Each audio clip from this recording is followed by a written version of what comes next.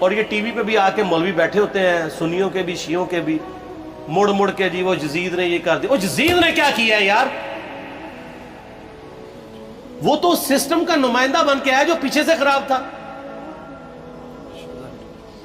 یزید کو لے کے بیٹھے ہیں، یزید یزید یزید یزید. بھائی پیچھے سے معاملہ خراب ہوا. واقعہ کربلا اس سے ریلیٹڈ نہیں ہے کہ جی ان کے اوپر پانی بند ہو گیا، ان کے اوپر ظلم ہوا، کتنے بندے شہید ہوئے. یہ سیکنڈری چیز ہے. اصل چیز ہے کربلا ہوئی کیوں؟ کیوں نبی علیہ السلام کی محنت کو 50 سال کے اندر اس لیول تک پہنچا دیا گیا کہ ہزاروں صحابہ زندہ ہیں اور نبی صلی اللہ علیہ وآلہ وسلم کی پوری اولاد ذبح کر دی جاتی ہے. ہم تو یہ کہہ نہیں رہے کہ کیسے ذبح کیا انہوں نے، آری چلائی تھی یا تلوار چلائی تھی. یہ تو واقعہ کربلا تو سب کو پتہ ہے، ان کی شہادت بھی سب کو پتہ ہے.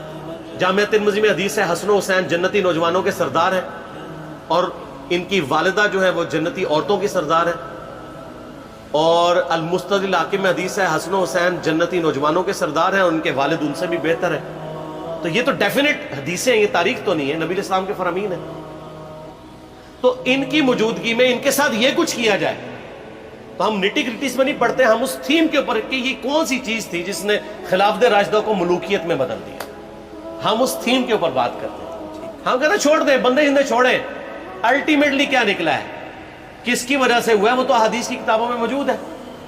ہم کب کہہ رہے ہیں خفیہ کیمرے لگا گئے جی کس نے گولی پہلا تیر کس نے چلایا یہ وہ.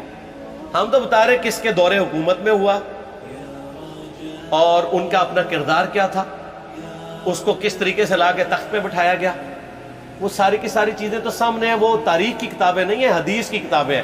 اگر آپ کہتے ہیں کہ بخاری مسلم سے ہم نے صرف رفع الیدین کی حدیثیں لینی ہیں یا ایمانیات کی حدیثیں لینی ہیں اور باقی جو بخاری اور مسلم میں آل امیہ کی بدماشیوں کو ننگا کیا گیا ہے وہ ہم نے نہیں لینی ہے، تو سر پھر آپ اپنے آپ کو کلیئر کٹ، پھر ہم آپ سے واقعہ کربلا نہیں ڈسکس کریں گے، حجیت حدیث میں بات کریں گے.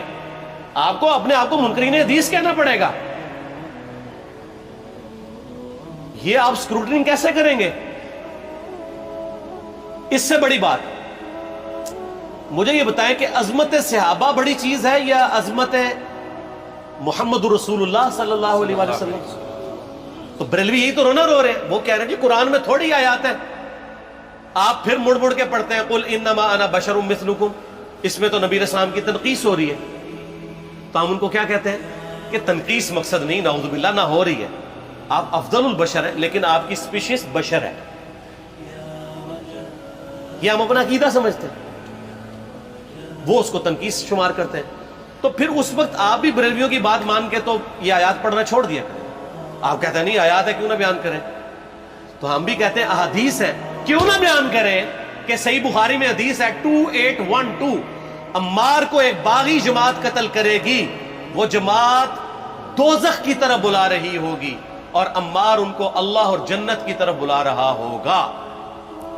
اب اس کے نرغے میں جو آتا ہے وہ آئے، میں اپنے نبی سے ٹکر لے لوں.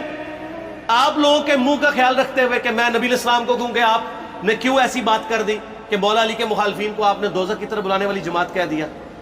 تو لیں آپ ٹکر، جائیں سیدھا دوزخ میں. اور تھوڑی جرت کریں، آپ یہ کہا کریں کہ اے اللہ، اپنے لیے کہا کریں کہ اللہ تعالیٰ آپ کا حشر یزید اور یزید کے آباء و اجداد کے ساتھ کرے اور اس کی اولاد کے ساتھ. ہم کہتے ہیں کہ اللہ تعالیٰ ہمارا حشر جو ہے وہ مولا حسن حسین، مولا علی علیہ السلام اجمعین اور اہل بیت کے ساتھ کرے. آمین. اور آپ میں تو اتنی جرت نہیں آپ یہ بات بھی کر سکیں، کیونکہ ان کو پتہ ہے. تو نبی علیہ السلام کی احادیث کو بیان کرنے کو یہ سمجھتے ہیں کہ جی اس سے مصیبت کھڑی ہو جائے گی، تو اپنے آپ کو منکرین حدیث ڈکلیئر کریں. پھر حجیت حدیث کا مقدمہ ڈسکس ہوگا، پھر کربلا نہیں ڈسکس ہوگی. اگر نہیں یقین آتا تو یہ بخاری مسلم کی میں نے آلموسٹ 200 سے زیادہ احادیث مین اسٹریم کی کتابوں سے اکثر بخاری مسلم جمع کیے پڑھے. اور سر میں نے تو ان کو چیلنج دیا ہے یہ حدیثیں پڑھ کے نا اپنے ممبروں سے صرف ان حدیثوں کی تشریح اپنی پبلک کے سامنے کر دیں.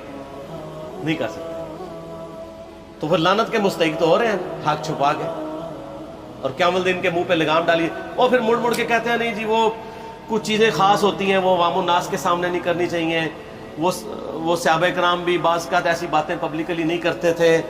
میں نے اس کے اوپر بڑا ایک میرا کلپ ہے یوٹیوب پہ، مولا علی سے متعلق 5 جھوٹ، تو میں نے کافی ساری چیزیں اس میں ڈسکس کی ہیں.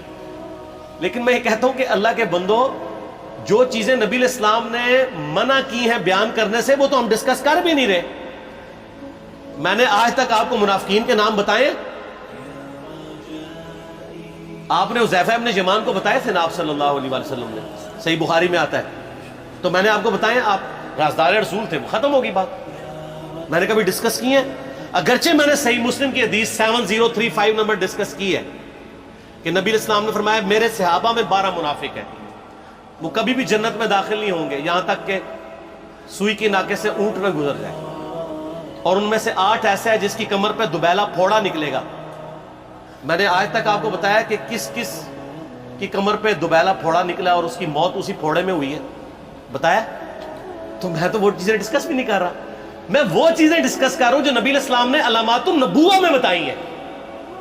یہ امام بخاری حدیث نبوت کی دلیل کے چیپٹر میں لے کے آئے ہیں، اور امام بہقی نے 3500 احادیث پر مشتمل ایک کتاب لکھی ہے دلائل النبوہ، کہ ہم نبی صلی اللہ علیہ وسلم کو نبی کیوں مانتے ہیں، اس کے اوپر. اور اس میں یہ ساری حدیثیں عمار ابن یاسر کے قتل والی لے کے آئے ہیں، بتانے کے لیے کہ دیکھیں ہمارے نبی علیہ السلام کی نبوت کی دلیل ہے کہ آپ نے اپنی وفات کے آلموسٹ 30 سال کے بعد ہونے والے واقعے کو پہلے ہی بتا دیا.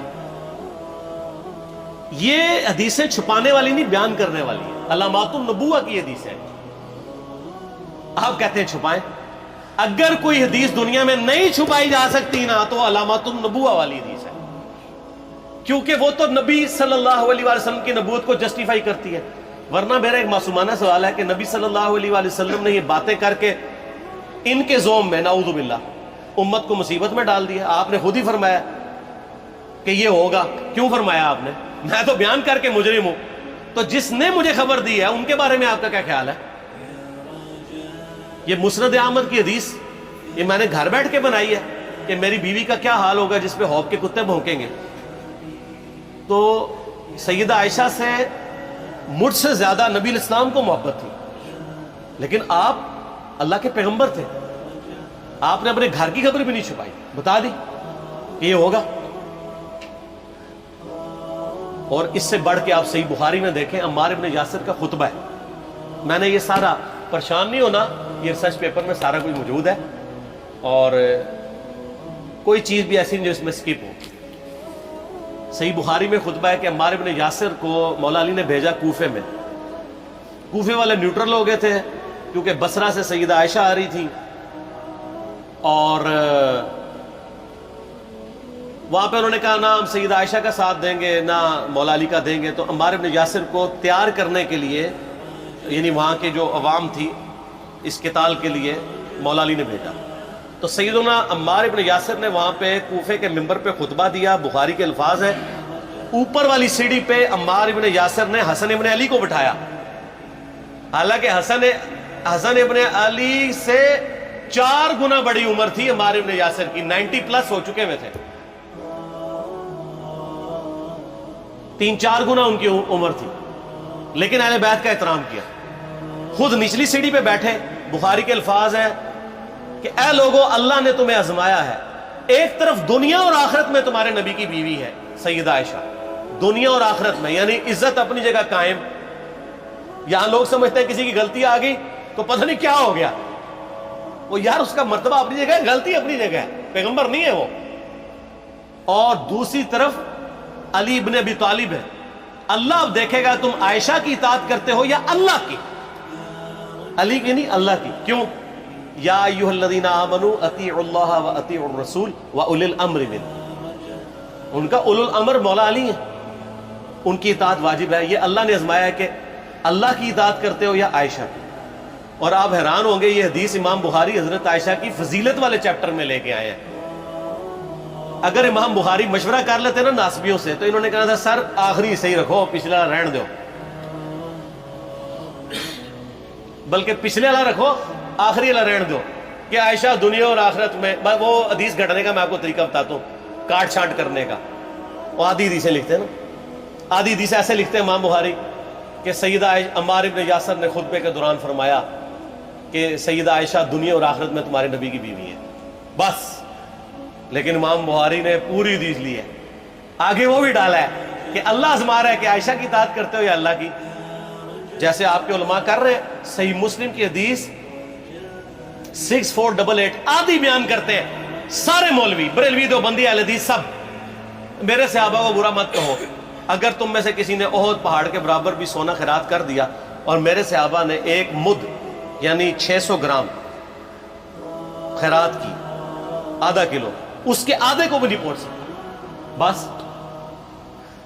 حالانکہ یہ مسلم کی حدیث سٹارٹ اس سے ہوتی ہے کہ عبد الرحمن بن عوف کو خالد بن ولید نے گالیاں دی جھگڑے کے دوران، حالانکہ دونوں مسلمان تھے، دونوں صحابی تھے۔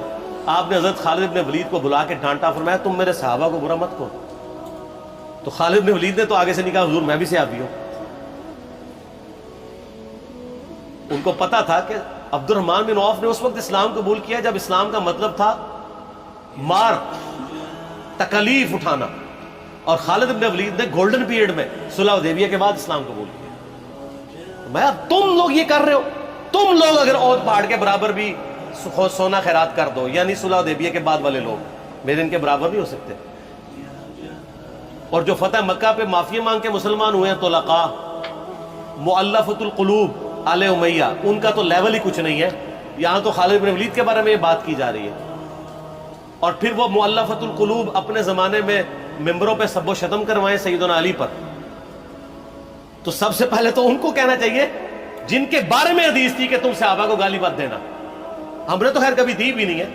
اور میں یہ آخری جملہ ان کو ایسا بولتا ہوں کہ جو ان کے دماغ تک ڈرل کر جائے گا کہ آل امیہ نے جو کچھ اپنے دور کے اندر سیدنا علی کی گستاخیاں کی ہیں نا، ہم نے تو ویسی کوئی ایک گستاخی بھی آل امیہ کے بارے میں نہیں کی ہے۔ میں نے آج تک آل امیہ کے اوپر بائی نیم کسی کے اوپر لعنت کی ہے؟ حالانکہ یہ مولا علی پہ کرتے رہے، یہ ہے لعنتی خود ہو گئے نا، جب مولا علی پہ لعنت کی تو لوٹ آئی۔ مسند ابی اعلیٰ میں صحیح سند کے ساتھ حدیث موجود ہے، مسند احمد میں بھی موجود ہے کہ سیدنا علی کو جس نے گالی دی اس نے رسول اللہ کو گالی دی صلی اللہ علیہ وسلم۔ جب ام سلمہ نے کہا تھا، شیخ زبیر صاحب نے اس کو تحکیم میں صحیح لکھا ہوا ہے فوٹ نوٹ کے اوپر، کہ لوگوں تمہارے ممبروں پر رسول اللہ کو گالیاں دی جاتی ہیں، تو انہوں نے کہا معاذ اللہ، ہم کب کہیں گے، ایسا نہیں ہو سکتا۔ تو ام سلمہ نے کہا تم لوگ علی اور اس سے محبت کرنے والوں پہ گالی گلوچ نہیں کرتے ہو کیا؟ جبکہ میں نبی کی بیوی کہتی ہوں کہ سب سے زیادہ رسول اللہ سے محبت، سیدنا علی سے محبت نبی صلی اللہ علیہ وآلہ وسلم کرتے تھے۔ لہٰذا جب یہ تم کہتے ہو نا علی پر لعنت، علی سے محبت کرنے والوں پہ لعنت، تو یہ لعنت تو تم نبی علیہ السلام تک لے کے جا رہے ہو، نعوذ باللہ، کیونکہ علی سے محبت کرنے والا پہلے نمبر پہ نبی صلی اللہ علیہ وآلہ وسلم ہے۔ اور پھر کہتے ہیں سب کا مطلب وہ تنقید ہے، اور نہ، پرانیاں گلاں، پرانے بابے، پرانے بزرگ، جھوٹے ہو۔ صحیح مسلم کھولو 6229 غدیر خم سے اگلی حدیث، لعن اللہ ابا التراب کے الفاظ ہیں، مٹی والے ابن ابی طالب پر لعنت، یہ الفاظ موجود ہے۔ سب کا ترجمہ لعنت ہی ہے، تنقید نہیں ہے۔ اچھا پھر میرا معصومانہ سوال ہے کہ اس کا مطلب ہے صحابہ پہ تنقید کرنا اچھا کام ہے؟ کہیں گے نہیں، تو بتاؤ یہ برا کام کون کرتا تھا؟ شیعہ کا ابا کون ہے؟ رافضیوں کا ابا کون ہے؟ آل امیہ۔ تو لہذا شیعہ نو میں کہنا کہ تسی شیخین کے اوپر بکواس اور تبرہ کرنے کی بجائے نا، آپ لوگوں کو حقائق بتائیں کہ ٹوٹی کمند کہاں۔ یہ سب مجرمین آل امیہ ہے، اور یہ آل امیہ اور بنو ہاشم کی لڑائیاں نبی اسلام کی بعثت سے پہلے چل رہی تھی، صدیوں سے چل رہی تھی۔ وہ تو پھر اللہ نے بنو ہاشم کو نبوت کے لیے چنا، تو ان کو یہ پھر جیلسی ہضم نہیں ہوئی، وہ چیز آگے چلتی رہی۔ خیر چھوڑ دیں، ایک تلخ ٹاپک ہے۔ صلاۃ بر محمد و آل محمد، اللہم صلی علی محمد و علی آل محمد۔ ٹھیک ہو؟